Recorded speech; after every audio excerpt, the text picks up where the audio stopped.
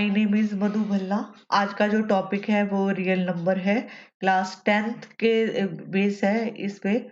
और ये सीबीएसई का है, दिस इज सीबीएसई। और ये वन शॉट वीडियो है, इसमें मैं आपको रिवीजन करा रही हूँ रियल नंबर की। इसके बाद शायद आपको जरूरत नहीं पड़ेगी क्योंकि इसमें सारे क्वेश्चन मैंने कवर किए हैं। इसमें मैं क्वेश्चन प्रिंट करके आ सकती थी, बट मैं आपके सामने लिखूंगी, आप मेरे साथ साथ करोगे ताकि आपका हर एक क्वेश्चन जो है क्लियर हो। ठीक है जी, अपनी कॉपी पेन लो और मेरे साथ साथ करो। सबसे पहले देखो, मैं इसके बेसिक करा रही हूँ, बेसिक्स। ठीक है, इसके बेसिक्स करेंगे। सबसे पहले एक नंबर लाइन बनाओ, यहाँ पे लिखो 0 1 2 3 4 5 और यहाँ पे इन्फिनिटी तक जाएंगे ये नंबर। यहाँ पे -1 -2, यहाँ पे आपको पता है नेगेटिव नंबर्स होते हैं। ठीक है जी, थोड़े नंबर लिख लो, अभी मैं सिर्फ बेसिक करा रही हूँ। यहाँ पे 3 4 5 और 6। अब देखो, अगर आपको काउंटिंग नंबर पूछे या नेचुरल नंबर पूछे तो ये सारे नेचुरल नंबर होते हैं, नेचुरल नंबर। अगर इन्हीं नेचुरल नंबर में मैं 0 ऐड कर दूं, ठीक है, ऐड कर दें क्या नेचुरल नंबर में, ठीक है, 0 ऐड कर दें तो ये बन जाते हैं होल नंबर। ठीक है जी, this is called whole number. और ये जो नेगेटिव और पॉजिटिव नंबर सारे मिलके क्या बनाते हैं, इंटीजर बनाते हैं। क्या बनाते हैं, इंटीजर। इसमें नेगेटिव वाले भी होते हैं। ठीक है, ऐसे लिखो -3 -2 0 -1 0 1 2 3, ये सारे जो है इंटीजर्स में आते हैं। अब देखो यहाँ पे जो रियल नंबर है, रियल नंबर, रियल नंबर किससे बनता है, रियल नंबर जो है रैशनल नंबर, रैशनल नंबर और किससे, इर्रेशनल नंबर से, इर्रेशनल नंबर से मिलके बनता है। Is this clear. अब देखो यहाँ पे करना क्या है, अब पहले आपको पता होना चाहिए कि what is a rational number. Rational number वो होते हैं जिनको हम पी और क्यू की फॉर्म में लिख सकते हैं, इन पी अपॉन क्यू की फॉर्म में लिख सकते हैं, return in A P upon Q form. For example, अगर मैं लिखती हूँ 2/3, 2 लिखा तो इसके नीचे 1 लिख दिया, 3 लिखा 1 लिख दिया, तो इसको मैं लिख सकती हूँ। लेकिन जो इर्रेशनल नंबर होते हैं, not return in A form of, return in the form of, in the form of P upon Q, हम इसको पी अपॉन क्यू की फॉर्म में नहीं लिख सकते। फॉर एग्जाम्पल, इसके फॉर आएगा √2 √3 √5, ये सारे जो है इरेशनल नंबर है। अब देखो इसमें कुछ टर्म और हैं जो मैं ऐड करूंगी, जो अभी बेसिक में हमें जरूरत पड़ेगी। अब उनके लिए देखो, सबसे पहले आपको यहाँ पे पूछा जाएगा कि प्राइम नंबर कौन से होते हैं।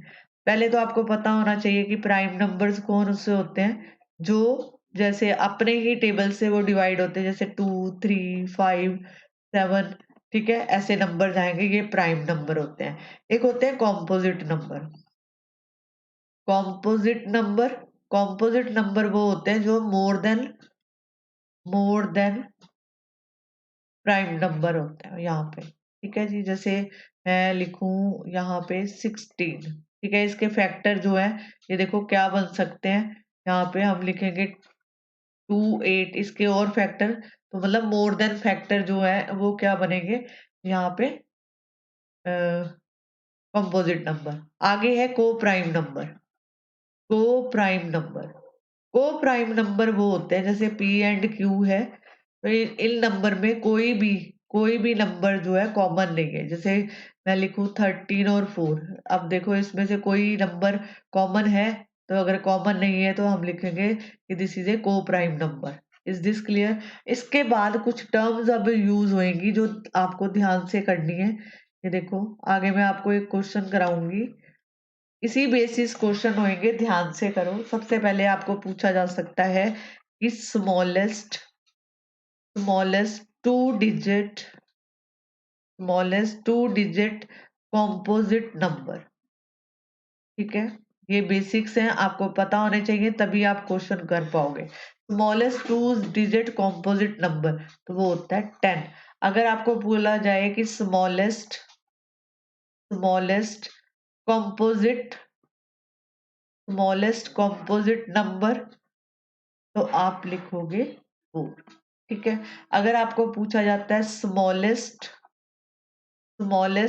ऑड कॉम्पोजिट नंबर, ठीक है, वो होता है 9। और अगर पूछा जाए स्मॉलेस्ट ऑड प्राइम नंबर, तो आप लिखोगे 3। ठीक है जी। एक तो बेसिक ये हो गए। एक आपने इसमें इसी लेसन में एक पढ़ा है कि अगर आपको क्वेश्चन पूछा जाता है related to find HCF and LCM, ठीक है, इस बेस पे क्वेश्चन पूछे जाते हैं। प्राइम फैक्टराइजेशन होता है इसमें। अब देखो कुछ क्वेश्चन ऐसे हैं कि जो जैसे एचसीएफ है, पहले तो आपको इसका पता होना चाहिए कि इसको बोलते क्या है। ठीक है, इसको बोलते क्या है, इसको बोला जाता है हाईएस्ट, यहाँ पे लिखो हाईएस्ट कॉमन फैक्टर। इसको एक तो हाईएस्ट कॉमन फैक्टर बोलते हैं, जहां इसको बोलते हैं जीसीडी। इसका दूसरा नाम है जीसीडी, मतलब ग्रेटेस्ट कॉमन डिवाइजर। ठीक है, एक इसको जीसीडी भी बोलते हैं। अब देखो जो एलसीएम है, एलसीएम क्या है, एलसीएम को बोला जाता है लीस्ट कॉमन मल्टीपल। ठीक है, इसको क्या बोलते हैं, लीस्ट कॉमन मल्टीपल। अब आपके पास फॉर्मूला है कि मान लो आपके पास दो नंबर हैं, दो टू पॉजिटिव इंटीजर्स हैं, ए एंड बी। ठीक है, तो आपको बोला जाता है कि इसका जो है मतलब two positive integer property use करेंगे एचसीएफ इंटू एलसीएम। इस इन दो नंबर का हम एचसीएफ भी निकालेंगे, एलसीएम भी निकालेंगे, लेकिन जब आप उसके एचसीएफ और एलसीएम को आपस में इंटू करते हो तो जो इन नंबर की प्रोडक्ट है वो आपस में इक्वल आती है। ठीक है, अब देखो इसी से अगर फॉर्मूला क्या बन गया, HCF into LCM product of two digit. अब देखो टू पॉजिटिव इंटीजर। अब इसके बाद अगर आपको यहाँ से एचसीएफ निकालना है तो ये एलसीएम को इसके नीचे ले जाओ, ए इंटू बी एलसीएम। ठीक है, और अगर आपको एलसीएम निकालना है तो क्या करेंगे, ए इंटू बी डिवाइड किससे करेंगे, एचसीएफ से। ठीक है, होप सो कि आपको इतना क्लियर होगा। अब देखो कुछ क्वेश्चंस हैं जो इम्पोर्टेंट हैं और अभी तक जितने भी एग्जाम हुए हैं उसमें हमने देखे हैं और करवाए हैं क्लास में, तो मैं आज आपको करवाने जा रही हूँ, मेरे साथ साथ करो। अगर आपको क्वेश्चन आ जाए कि two integers if two integers a and b is written as a equal to x cube y square और b जो है आपके पास एक्स वाई क्यूब है और साथ में x y being prime number, इस टाइप के क्वेश्चन पूछे जाते हैं। आपको करके जाने, क्योंकि इसमें नंबर नहीं तो कट जाएंगे जे अगर आपको कंसेप्ट नहीं आता। अब क्या करोगे, अब देखो इसका सोल्यूशन, इस टाइप के बहुत क्वेश्चन है कि दो इंटीजर हैं ए और बी, उसको हमने लिखा कि ए जे है x cube y square, b है एक्स वाई क्यूब। तो अब आपको उसका एचसीएफ निकालना है, तो यहाँ पे लिखो ए एक्स क्यूब वाई स्क्वायर और यहाँ पे लिखो बी एक्स वाई क्यूब। ठीक है, अब बोला है आपको एचसीएफ निकालना है। एचसीएफ का मतलब है कि जैसे ये एक्स क्यूब है और यहाँ पे एक्स की पावर 1 है, तो इसमें से आप मिनिमम पावर को बाहर निकाल लोगे। अब जहाँ पे दिया है वाई की पावर 3 और वाई की पावर 2, तो अब देखो अगर मैं एचसीएफ लिखती हूँ इसका, एचसीएफ ऑफ किसका, एचसीएफ ऑफ ए बी का, तो ये देखो ये पावर 3 है एक्स की, यहाँ पे मिनिमम पावर कितनी है 1, तो आप मिनिमम पावर को बाहर निकालोगे तो ये एक्स आ गया। और यहाँ पे y की पावर 2 है, यहाँ पे y की पावर 3 है, तो इसका मतलब है यहाँ पे इसकी मिनिमम पावर कौन सी है, y की पावर 2। तो यहाँ पे लिखा तो आपके पास एचसीएफ आ गया 2। Is this clear? अगर इसी तरह का क्वेश्चन हो, स्टेटमेंट सेम इसी तरह की होएगी लेकिन थोड़ा सा फर्क दिया होएगा, वहां जहां मैंने ए बी लिखा था कि दो पॉजिटिव इंटीजर हैं, तो वहां पे आपको लिखा हो सकता है कि m और n जो है दो पॉजिटिव इंटीजर हैं, तो m जो है ए बी स्क्वायर है और n जो है a क्यूब बी है। ठीक है, अब आपको इसमें से फाइंड एलसीएम निकालो, किसका? एम और एन का। और आपको मैं यहाँ पे एचसीएफ भी बता देती हूँ। ठीक है, कई बार एलसीएम ही पूछा जाता है, तब क्या करेंगे? आप सेम टाइप में क्वेश्चन शुरू करोगे, लिखोगे यहाँ पे m equal to a into b square, n equal to a cube b. अब देखो यहाँ पे पावर a की 1 है, यहाँ पे पावर 3 है, b की पावर यहाँ 2 है, यहाँ पे b की पावर 1 है। अब अगर मेरे को एलसीएम निकालना है तो एलसीएम में एचसीएफ का उल्टा चलते हैं, इसमें ग्रेटेस्ट पावर को देखते हैं। यहाँ पे देखो, अगर एलसीएम निकालना है तो a की ग्रेटेस्ट पावर कौन सी है? क्यूब, तो यहाँ पे लिखेंगे ए क्यूब। और यहाँ पे देखो बी स्क्वायर है, बी 1 है, तो बी स्क्वायर बड़ा है, तो यहाँ पे बी स्क्वायर लिख देंगे। तो इसका आंसर आया ए क्यूब बी स्क्वायर। ठीक है, अगर आपको पूछा है एलसीएफ एचसीएफ निकालो, तो अब आप इसकी मिनिमम पावर देखोगे, तो ए इंटू बी, तो आंसर आया ए बी। तो ठीक है, इससे आपको कंसेप्ट मिल गया कि एलसीएम में आप उसकी मैक्सिमम पावर देखते हो, ठीक है, और एचसीएफ में आप उसकी मिनिमम पावर देखते हो। Is this clear? ये आपको होप्स हो कि क्लियर होगा। अगले क्वेश्चन पे चलते हैं।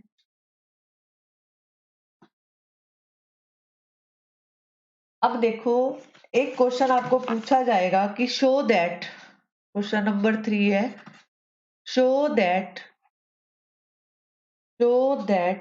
नंबर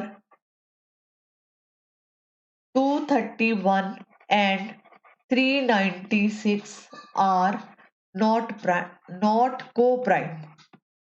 नॉट को प्राइम, मैंने क्या बोला था? नॉट को प्राइम में मतलब कि उसमें से कोई भी कॉमन नहीं होना चाहिए। तो सबसे पहले इस तरह के क्वेश्चन में क्या करते हैं, 231 और 396 के फैक्टर बनाओ।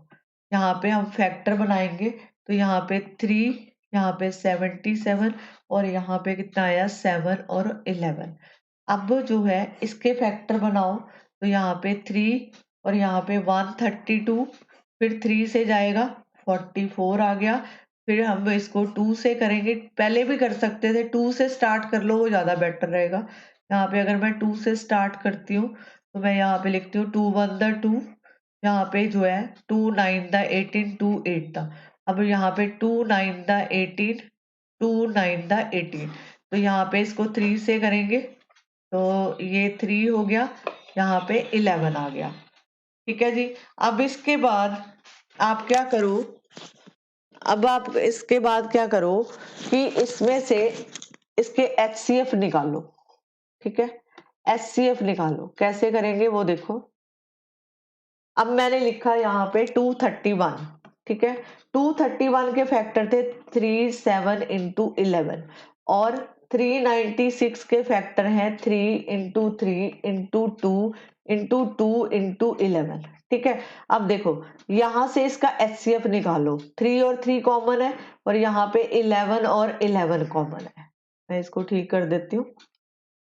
ठीक है, तो एचसीएफ इसका देखो कितना आया, एचसीएफ ऑफ 231 एंड 396, तो यहाँ पे बना 3 इंटू 11 33। ठीक है, अब अगर देखा जाए तो ये दोनों में कॉमन भी क्या है आ रहा है कि यहाँ से भी 3 3 कॉमन है, यहाँ पे 11 है। तो हमने क्या पढ़ा था को प्राइम में कि कोई भी कॉमन फैक्टर नहीं होना चाहिए, तो यहाँ पे लिखेंगे 231 एंड 396 आर नॉट को प्राइम। इसमें कॉमन आ रहा है इसलिए ये प्राइम नहीं है। ठीक है, उसका जो है आंसर 1 होना चाहिए था। ठीक है, हमने पढ़ा है ना कि 3 और 7 इसमें से देखो कुछ भी कॉमन नहीं है, अगर हम करेंगे इसको तो ये 1 3 और यहाँ पे 7 1 7, तो इसमें कॉमन 1, मतलब 1 कॉमन है। ठीक है, तो यहाँ पे कुछ भी कॉमन नहीं है, तो यहाँ पे ये आ जाएगा। क्लियर? नेक्स्ट पे चलते हैं। कि किस टाइप के क्वेश्चन पूछे जाते हैं। अब देखो मैंने आपको 3 क्वेश्चन करवा दिए। अब आगे चलते हैं। क्वेश्चन क्या आएगा किस टाइप का कि HCF of two number is 23 and their LCM is 1449. If one of the number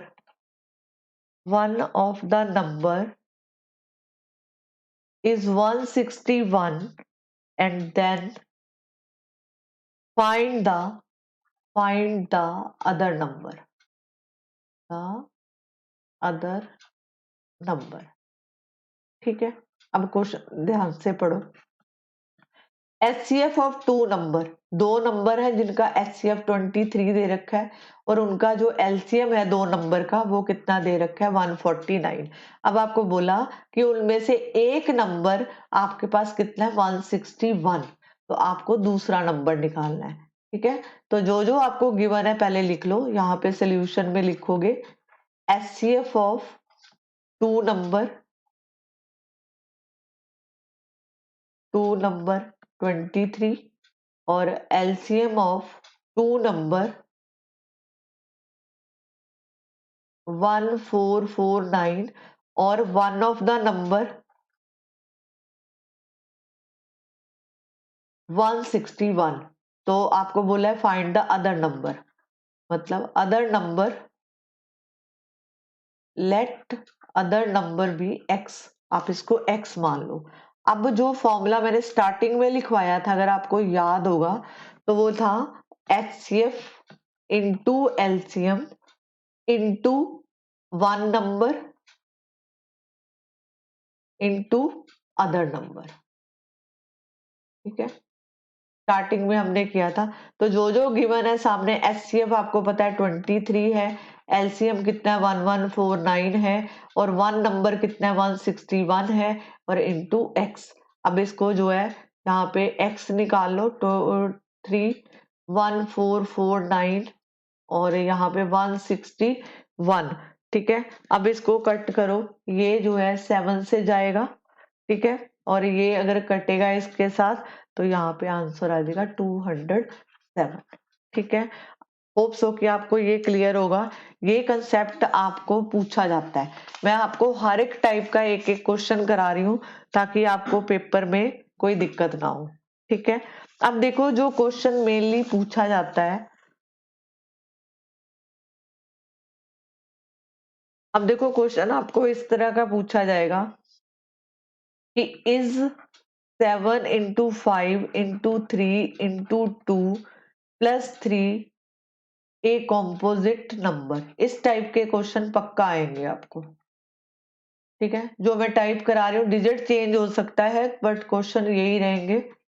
justify your answer, आप इसको जस्टिफाई करो। इस तरह के क्वेश्चन पूछे जाते हैं। अब देखो आंसर जब लिखोगे आप, पहले तो जो नंबर गिवन है आप उसको लिखो। अब देखो यहाँ पे 3 है, यहाँ पे 3 है, तो मैं 3 को कॉमन निकाल सकती हूँ। तो अंदर लेफ्ट आ जाएगा 7 into 5 into 2 + 1। ठीक है, तो आपके पास आंसर यहाँ पे बना 3, यहाँ पे 70 + 1। ठीक है, तो ये आ गया 3 into 71। तो यहाँ पे लिखेंगे this is A product of, this is product of composite number.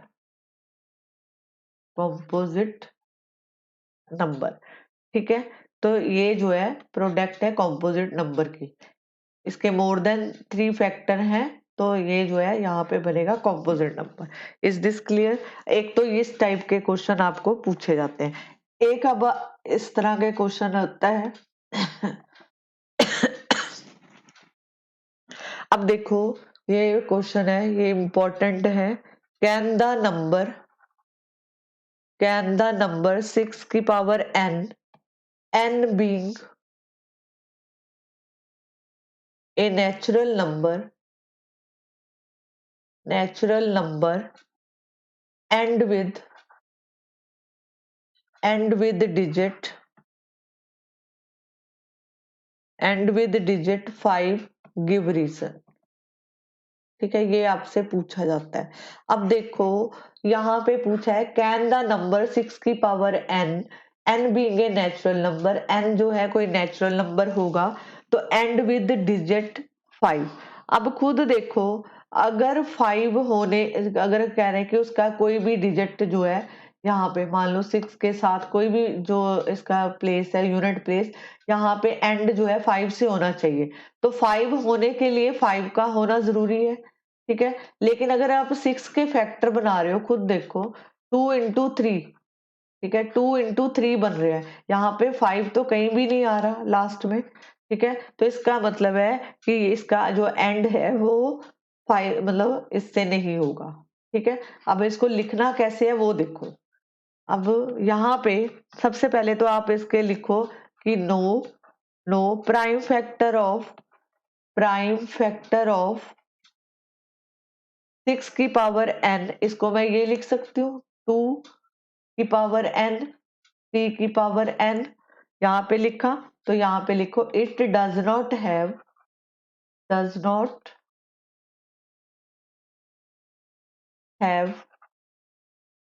5 as a prime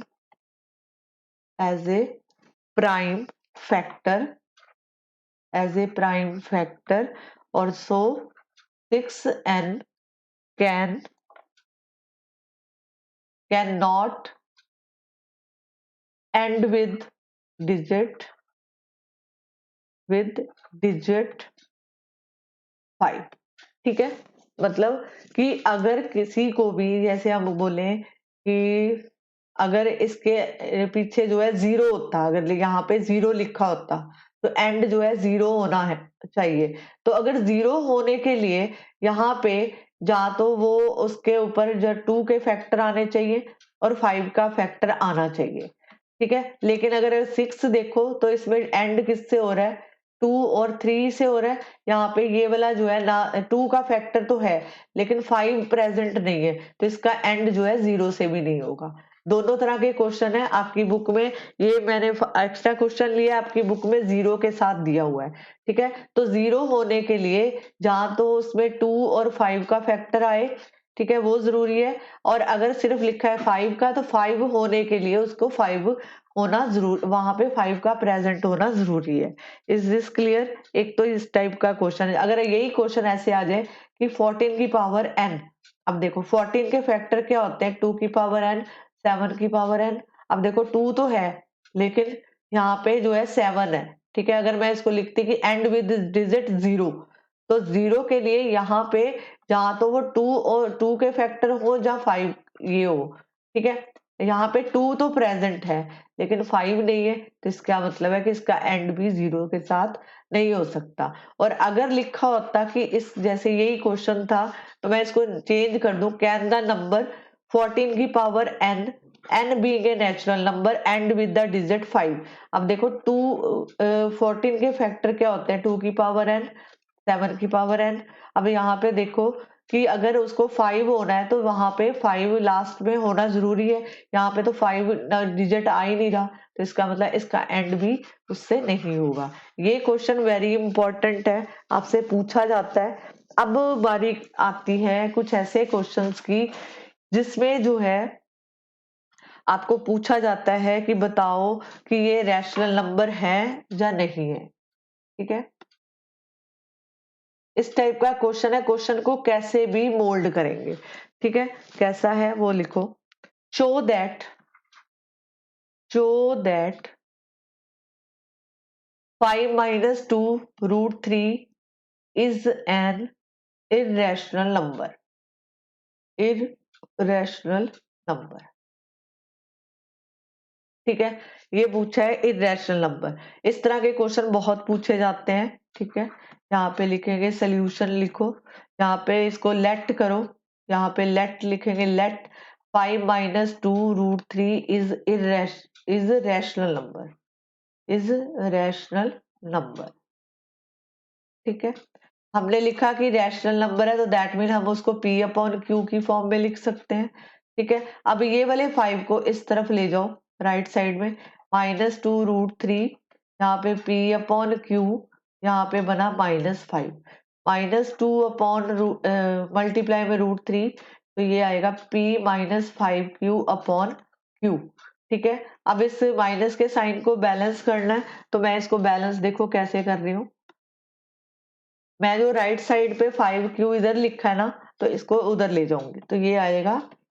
इसको आप ऐसे लिख सकते हो, माइनस को बैलेंस करने के लिए 5Q माइनस, तो ये माइनस से माइनस कैंसिल, और यहाँ पे बना आपके पास √3।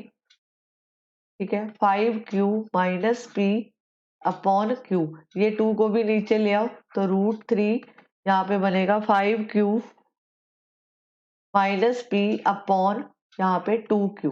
अब खुद देखो, यहाँ पे इसकी जो लेफ्ट और राइट साइड है उसको ध्यान से देखो।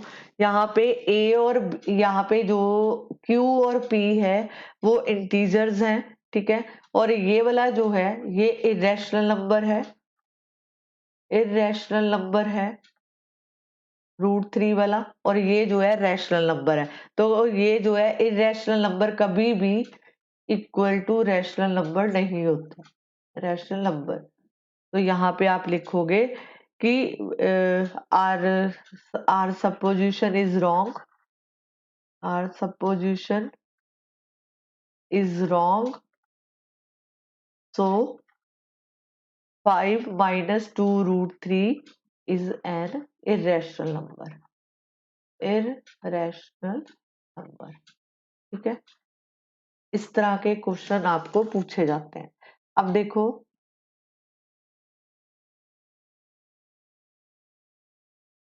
इसके आगे चलते हैं कि जैसे आपको ये क्वेश्चन आ जाए, prove that, prove that, prove that √2 minus √5 is irrational. ये भी उसी तरह का क्वेश्चन है, बस थोड़ा सा चेंज आएगा। आप इसको वैसे ही सपोज करो, let √2 minus √5 is rational, is rational. तो हम इसको लिखेंगे √2 माइनस √5, यहाँ पे लिखोगे P/Q, यहाँ पे लिखो squaring both side, squaring both side, तो ये √2 माइनस √5 इसका स्क्वायर आ गया, यहाँ पे लिखो P²/Q²। ठीक है जी, अब आगे चलते हैं। इसका स्क्वायर खोलो, a माइनस बी का होल स्क्वायर, यहाँ पे ये आ जाएगा 2 + 5 - 2√10, और यह बन गया P²/Q²।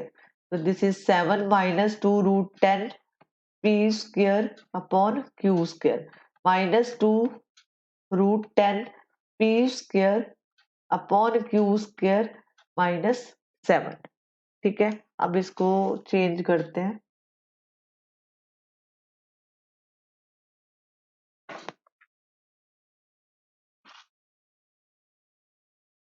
अब यहाँ पे ये 2 को नीचे लेके आना है, तो पहले इसको बैलेंस करना पड़ेगा।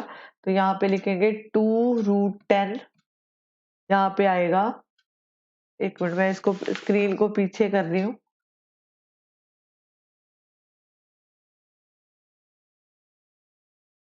यहाँ पे लिखेंगे -2, यहाँ पे P² 7Q² अब पिछले क्वेश्चन की तरह ही यहाँ पे इसको बैलेंस करो, माइनस साइन को, तो 7Q² -P², तो यहाँ पे P², ये माइनस से माइनस कैंसिल, √10, तो ये आएगा 7Q² -P², और यहाँ पे 2P²। तो आप यहाँ पे लिख सकते हो कि यहाँ पे जो लेफ्ट हैंड साइड है, यहाँ पे जो लेफ्ट हैंड साइड है, left hand side is irrational, irrational, और right hand side is rational. तो ये irrational not equal to rational, so this contradict our assumption, जो आपने माना था उसको ऊपर कॉन्ट्राडिक्ट कर रहा है, that the root 2 - 5 is rational. ठीक है, आप किसी भी लैंग्वेज को यूज कर सकते हो, जो मैंने ऊपर लिखा है आप वो लिख दो, अगर आपको ये याद हो जाता है तो ये लिख दो, दोनों ही यूज कर सकते हैं। तो यहाँ पे लिखेंगे दिस इज ए इरेशनल। ठीक है, आपको क्लियर हो गया होगा ये क्वेश्चन। अब आगे चलते हैं, कुछ और क्वेश्चन है जो मैंने स्टार्ट बेस उठाया था उसी के रिलेटेड कुछ क्वेश्चन है, आपको करवाती हूँ। लिखो आप क्वेश्चन, फाइंड द, ये पूछा जाता है find the product of the HCF and LCM of the smallest prime number of the smallest prime number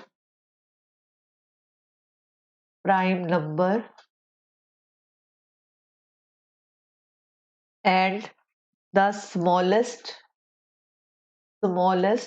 composite number, अब देखो क्या पूछा है, find the product of HCF और LCM ऑफ द स्मॉलेस्ट, ठीक है, smallest prime number and the smallest composite number. तो सबसे पहले इस क्वेश्चन में क्या करेंगे, पहले तो जो क्वेश्चन में पूछा है find the product of HCF into LCM, ठीक है, of the smallest prime number और स्मॉलेस्ट कॉम्पोजिट नंबर। तो सबसे पहले लिखो स्मॉलेस्ट प्राइम नंबर क्या हो गया 2, और स्मॉलेस्ट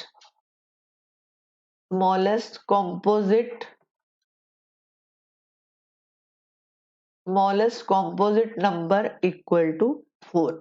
तो अब प्रोडक्ट ऑफ किसका, product of their LCM HCF and LCM, इनका जो HCF आएगा और LCM आएगा, तो यहाँ से जो अगर करें, अगर मैं इसको निकालती हूँ, ये देखो ये दो ऊपर लिखा 2 और ये लिखा 2 की पावर 2।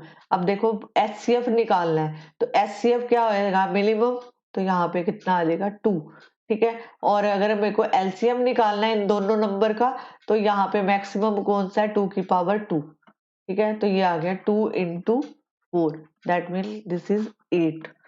ठीक है, होप सो कि आपको ये क्लियर है। अगले क्वेश्चन पे चलते हैं, और मैं आपको गारंटी देती हूँ इन क्वेश्चन से बाहर कुछ नहीं पूछा जाएगा, यही क्वेश्चन आपको पूछे जाते हैं। एक क्वेश्चन और देखो, ये बड़ा इंपॉर्टेंट क्वेश्चन है। यहाँ पे है कि LCM of two number is 14 time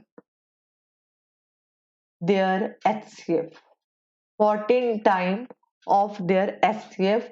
The sum of LCM and HCF is 600 if one of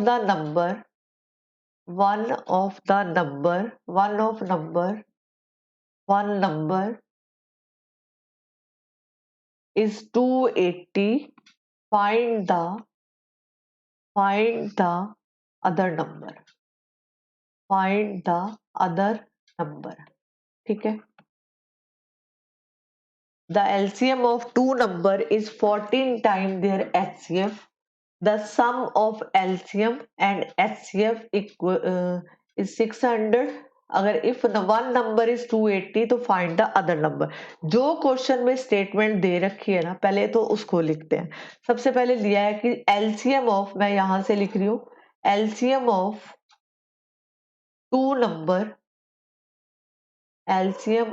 to number equal to 14 time HCF of two number. यही फर्स्ट लाइन का मतलब है। ठीक है, अब सेकंड लाइन पे चलते हैं। The sum of LCM plus HCF equal to 600। ठीक है, यही दिया है। अब यहाँ पे LCM की वैल्यू ये है, तो यहाँ पे मैं इसको 14 HCF लिख सकती हूँ, HCF इक्वल टू 600। ठीक है, अब देखो यहां से मैं HCF कॉमन निकाल लूंगी, तो यहाँ पे कितना बच गया 14 + 1 600, HCF इक्वल टू 600। तो ये 14 + 1 कितना होता है 15, 15 को जब इससे डिवाइड करोगे तो ये जो है आपके पास 40 आ जाएगा। HCF कितना आया 40। ठीक है, अब अगर आपको LCM निकालना है, LCM भी आपको यही देगा, ये फर्स्ट लाइन। तो यहाँ पे लिखो LCM इक्वल टू 14 × 40, तो LCM आपके पास आएगा यहाँ पे 560। ठीक है, यहां तक हो गया। जो हमने स्टार्टिंग में फॉर्मूला पढ़ा था ना, अब उसको लगा दो। हमने पढ़ा था कि HCF इंटू LCM और equal to product of two numbers, product of two numbers, दो नंबर। अब देखो HCF भी पता है आपको 40 है, यहाँ पे 560 है LCM। प्रोडक्ट ऑफ इसका एक नंबर आपको गिवन है 280 और अदर नंबर कितना हो गया x, लिख लो उसको। ठीक है, अब इसको इक्वेट कर दो, x इक्वल टू 40 560 अपॉन 280, इसको डिवाइड करो यहाँ पे 2, तो x इक्वल टू 80। ये आपका आंसर है। Is this clear? Have any doubt? अगर आपको कुछ डाउट्स हैं तो आप इसमें कमेंट बॉक्स में लिखना, मैं उसको क्लियर करूंगी। अब देखो इसमें जो क्वेश्चन आपको पूछे जाते हैं, मैंने मोस्ट ऑफ द क्वेश्चन करवा दिए, लेकिन कुछ क्वेश्चन और है। लिखो यहाँ पे इफ x इक्वल टू 2 की पावर 3, 3 5 की पावर 2, y इक्वल टू 2 की पावर 3, 3 की power 3, find the HCF of x and y। तो पहले जो सोल्यूशन है उसको कैसे लिखोगे, पहले जो x दिया है 2 की पावर 3, 3 5 की पावर 2, y लिखो 2 की पावर 3, 3 की पावर 3। अब आपको क्या पूछा है HCF निकालना है। HCF किसका, x और y का, मैंने आपको पहले ही बताया। अब देखो यहाँ पे ये तो दोनों सेम है 2 की पावर 3, तो यहाँ पे तो ये 2 की पावर 3। अब देखो इसमें से मिनिमम कौन सा आएगा, यहाँ पे आएगा 3। ठीक है, 5 है नहीं, जब आपको 5 गिवन ना होना तो आप उसको 5 की पावर 0 लिख सकते हो। ठीक है, तो अब देखो यहाँ पे बना 2 की पावर 3, ये इन दोनों में से, और यहाँ से मिनिमम पावर कितनी है 1। ठीक है, तो यहाँ पे 1, तो ये कितना हुआ 8, 8 3 द 24। ठीक है, ये इसका आंसर है। ठीक है, अब चलते हैं आगे।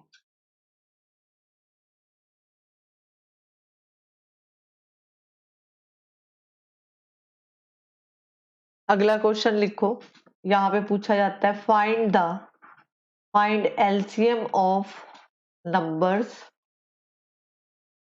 numbers whose prime factorization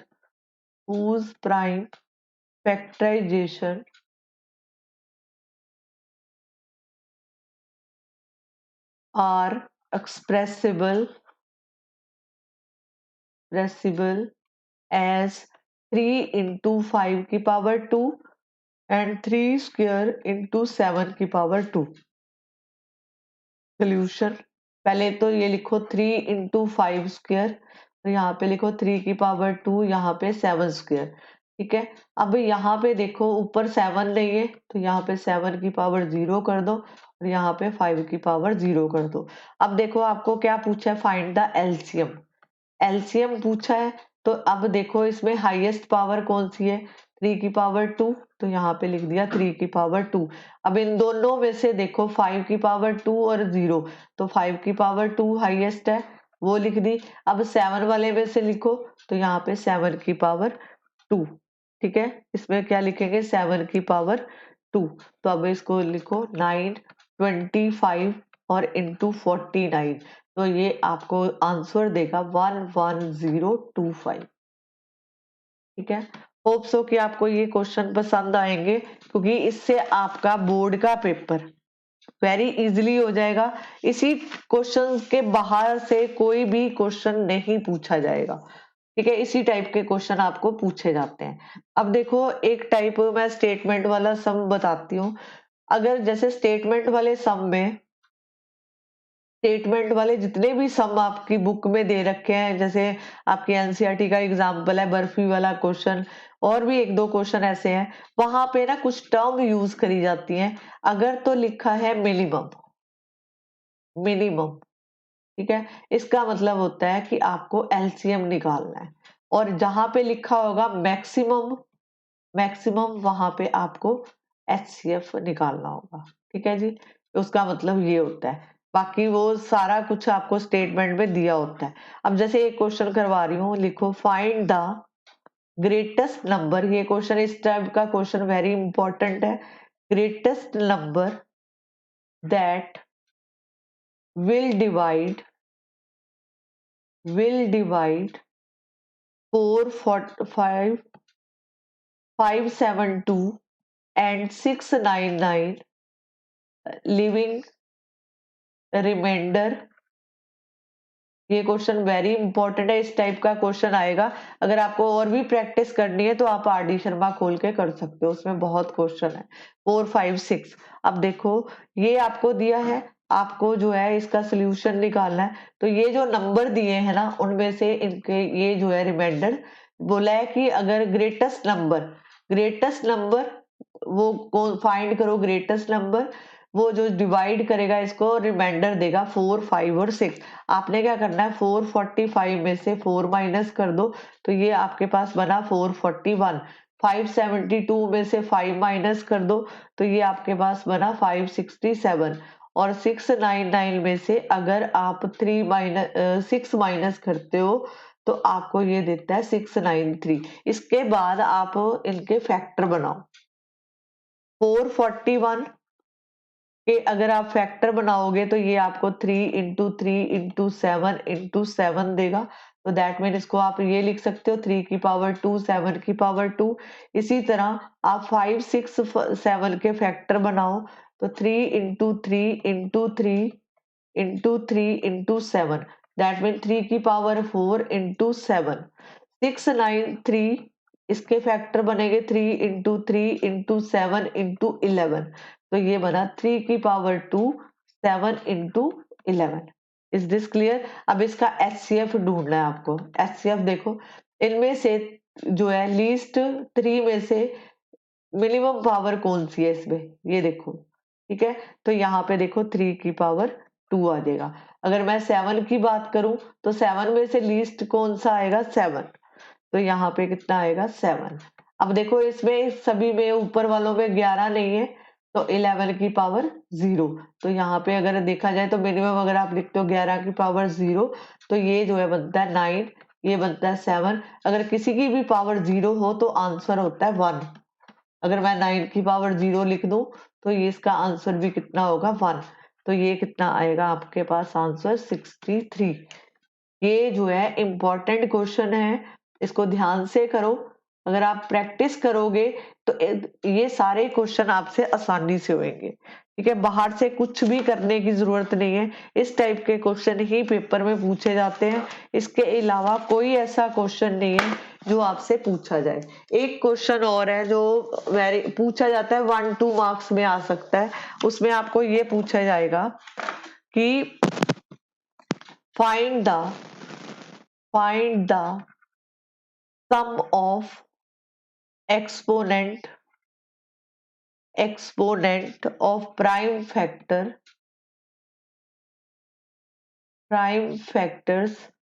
in the prime factorization,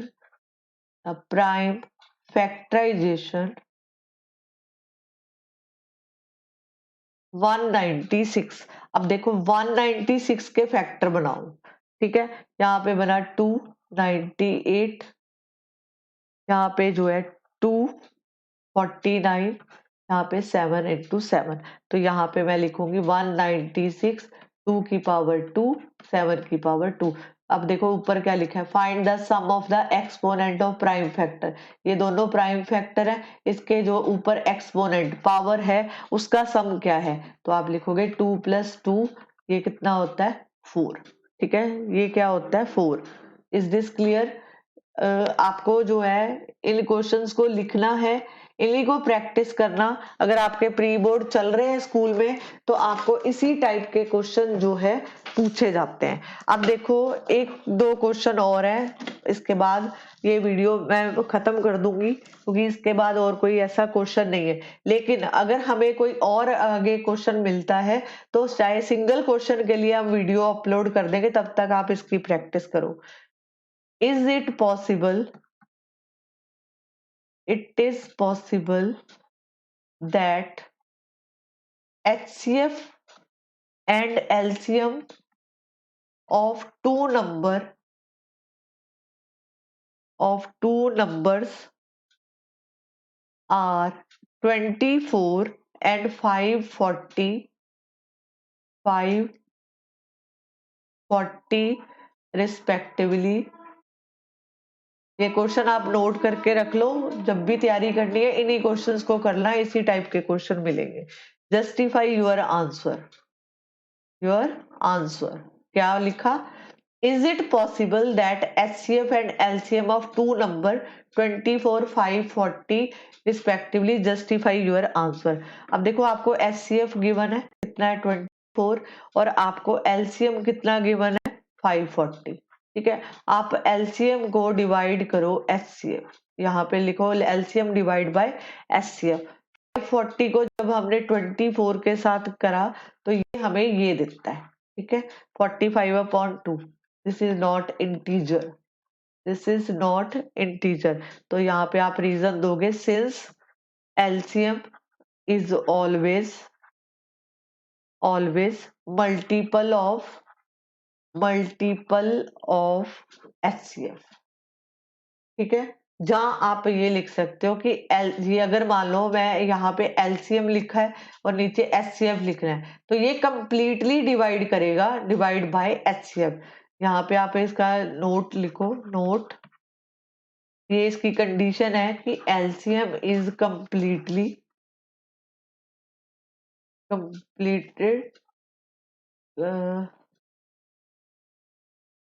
completed divisor by HCF. मतलब ये होना चाहिए, ये यहाँ पे हो नहीं रहा, डिवाइड नहीं हो रहा, तो इसलिए ये नहीं आएगा। ठीक है, अब आगे क्वेश्चन करते हैं। अगर आपको ये दिया जाए कि prove that 3+2√2 whole square is an irrational. कई बार बच्चे, क्योंकि अभी तक आपने पावर के बिना देखा है ये क्वेश्चन, ठीक है, अभी यहाँ पे अगर पावर लगी तो बच्चे कंफ्यूज हो जाते, हमने तो पढ़ा ही नहीं। लेकिन ये क्वेश्चन बिल्कुल सिंपल है। आप यहाँ पे क्या करोगे, सेम उसी तरह उसको सपोज करोगे। ठीक है, कुछ जैसे पहले करते रहे, यहाँ पे लिखेंगे let 3+2√2 whole square is rational. ठीक है, ये रैशनल है, तो 3+2 whole square P/Q, whole square करो इसका, 9+2, 2 to the 4, 4 to the 8 और यहाँ पे 3 to the 6, 6 to the 12 √2। तो ये बनेगा P²/Q²। 9 और 8 कितने होते हैं, 17 होते हैं। यहाँ पे 12 और √2 और यहाँ पे P²/Q²। ठीक है जी, अब इसके बाद जो है 17 को राइट साइड पे ले आओ, P², यहाँ पे लिखो 12 √2। ठीक है, P² Q² -17, एक एलसीएम P² 17 Q² अपॉन कितना आएगा यहाँ पे Q²। तो यहाँ पे लेफ्ट साइड में 12 √2, तो √2 हो गया, P² 17 Q² और ये जो 12 है नीचे आ जाएगा। अब खुद देखो, लेफ्ट हैंड साइड जो है इसकी दे रखी है आपको, इसकी जो लेफ्ट साइड है दिस इज इरेशनल और दिस इज ए रैशनल। तो वही सेम रीजन लिखेंगे कि left hand side is a irrational और and right side is rational. So our supposition is wrong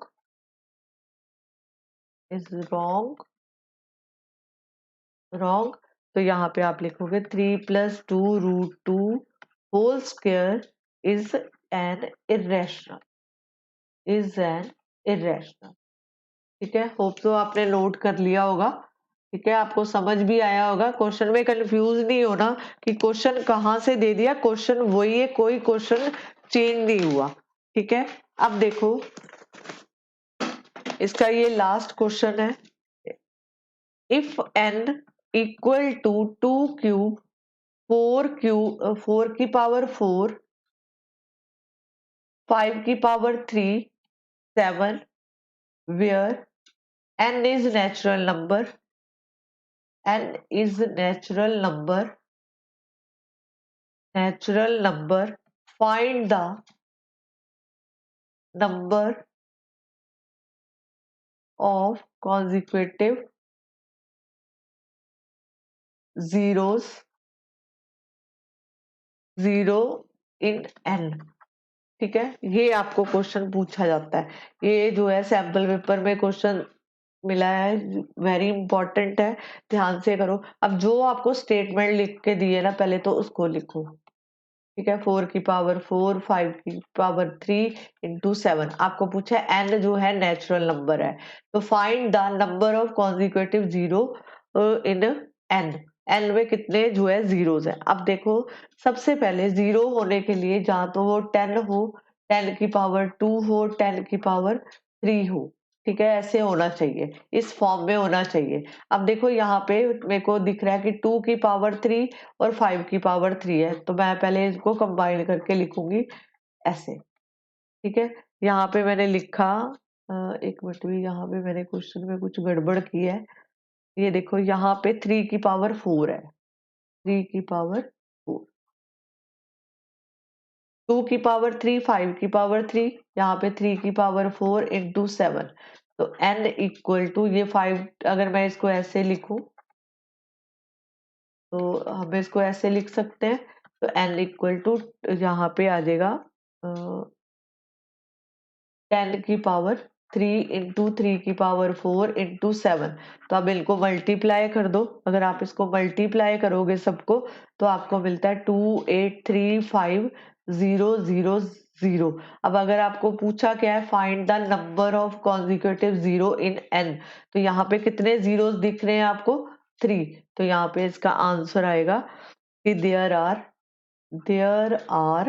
3 zeros.